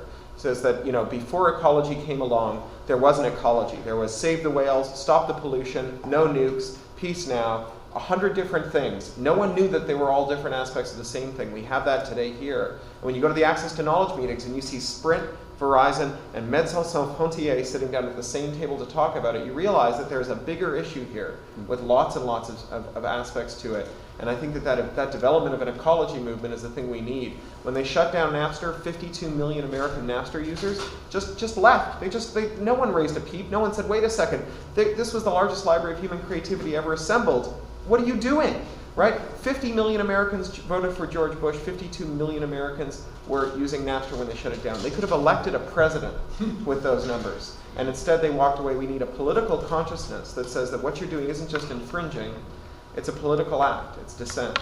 Well, I have one question you see here, as almost a heresy, which is the best thing for open content might be shutting down, in a certain sense, peer-to-peer, because right now, the issue is that for most people, they can get content that's non-open in the same way they can get open content. It makes no difference to them. I mean, all we need is a dark age and we'll have an enlightenment. I'll give an analogy. I'll give an analogy that makes this that's true. So take Bulgaria. I knew someone who worked there, and he said back when he first went there in the early 90s, everyone had pirate Windows. They just had pirate, it didn't cost them any money. Why would they ever be interested in Linux? Why would they ever be interested in open source? Microsoft came in, had adverts on the TV, it's completely illegal to do this, you've got to understand this is piracy, it's not allowed. They had a huge explosion in the demand for Linux. I mean, it's a kind of, so I do feel there's an analogy here, which is the sense is, when you can't root around, that's a problem. Software patents are a problem because there's no rooting around. But if the issue suddenly was you really couldn't get any copyrighted content, you could only get content that was legitimately there, that would be a huge demand for that legitimate content that doesn't exist right now. If they don't shut down the infrastructure. If they don't shut down the infrastructure. But this is where we come in, though, that we're not at that point yet where it'll be such a big thing if they when they slap protected stuff technology on CDs, nobody really complained. We have to get it to the point where it becomes such a big issue that people would piss themselves if the industry came and took it away. And we're not there yet, and that's what stuff like Creative Commons and free culture, and it's all about. But should we support DRM? I mean, should we be out there fighting for DRM, saying this is great, like we support the BSA? No more free crack, no more free Windows. Okay, we don't want piracy of Windows in China. We want them all using Linux in that sense. Well, with enough murders, eventually people will rise up. I don't know. Tell it to the martyrs. Tell it to the martyrs. Okay, one final question from Becky. I think we. Okay, I wanted to reply to a few points and then ask a small technical question. Slide for a moment. In terms of British people not wanting to share their tax, to pay for things around the world, I think that's ridiculous. How much of my tax dollars goes to funding international development? The Yemen gets 12 million pounds alone from Britain. That's not Kenya, that's not Uganda, that's not, my God. Also, how much of my tax money funds, capital gains tax law in this country that, bolsters global business? The BBC's archive is a non-rival good, and cultural imperialism is good for Britain, so I say go for it. That would be my one reply point. And I also disagree profoundly, and just to back up Corey's point, that this is not an important fight. We spent a long time apologising for this fight, saying it's just about copyright. That's kind of anal. It's not. I mean, we're moving into a world where, we're all ones and zeros now. Your genetic code could be owned. The knowledge economy is coming to lockdown with strengthening of patent law, with patent creep, with strengthening and extending of copyright law.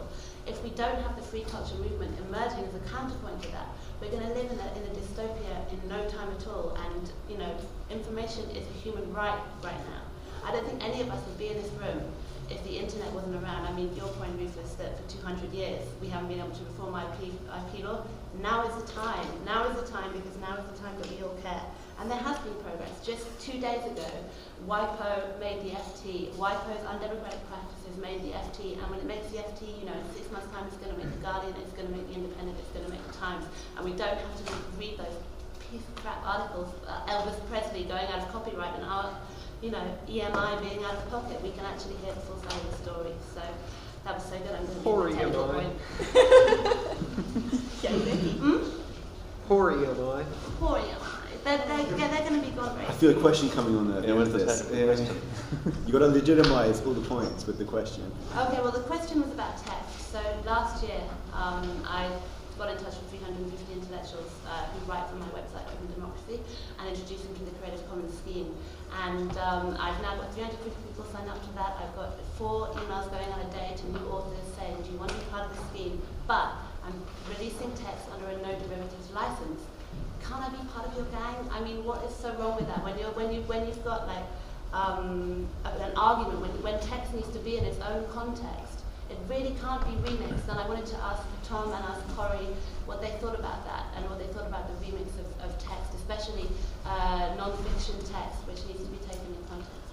Tell you what, I'm just going to say, because we're so tight on time, I know it's bad, but do you mind talk? I know it's bad. Talk with Becky afterwards on this one.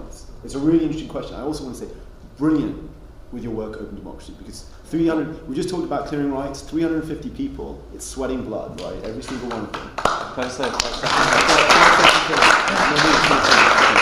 the no derivatives on non-fiction text is precisely why legalism is completely bonkers, because that's such a specific example and that doesn't apply to all kinds of other areas. So. Okay, so one final thing, I just want to have one vote, right? Who thinks we're going to see a Creative Commons #1 in the next 10 years? Who wants to bet on it and bet against it? Is there anyone who wants to bet against it? I want dinner. You want dinner, okay. Who's against it? Is there anyone here who thinks it won't happen? 15 years, not 10. 15, not 10. 5. I don't think, hopefully Creative Commons will have... Not even Creative Commons. Okay, buy, share alike. Let's be really specific. Basically, people can do just attribution. Not no derivatives, not non-commercial. You can do whatever you want. Anyone think that will happen? There'll be a pod soap coming in 5 years. Totally. I mean, I would bet... Define what a #1 means. Yeah. #1 in the UK. Okay, we'll go. What is it? #1 in the UK. #1 in the UK. 5 years? Download to himself. Are they close to doing that this in the last 2 weeks?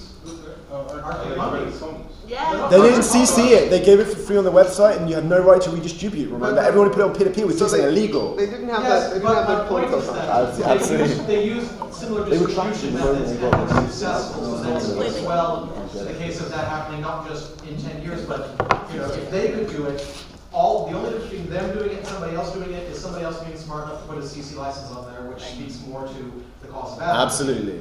Okay. There'll be a pod soap. But the consciousness. Yeah, that's a good example. Pod soap music. And what about a movie coming out of Hollywood? A funded movie. No, a funded movie? A movie, let's say... Hollywood, no. Out of Brighton, yes. Out of Brighton, over $5 million budget. CC? No. When you get 24-hour people, what is the name of that production company that's already putting out to tender for its viewers to pay for its next movie? Okay, that's a nice one. You can like take a stake. Everyone can pay up. A lot of movies do that anyway. That's just angel. The problem with films is the cost. So where will they make the money? I don't really see a business model. But do you think people will pay to go to the theatres? I mean, do you think people would pay to go to the cinema in the sense that you pay that versus getting off bits on it? Sorry, they already do. They already do. Exactly. That's what I'm. They do. That's all about experience. The problem isn't the cost. The problem with film is the accounting is dodgy. So you couldn't have open content for film because the actual accounting of the movie. It's so the gross is manipulated this way now. Yeah.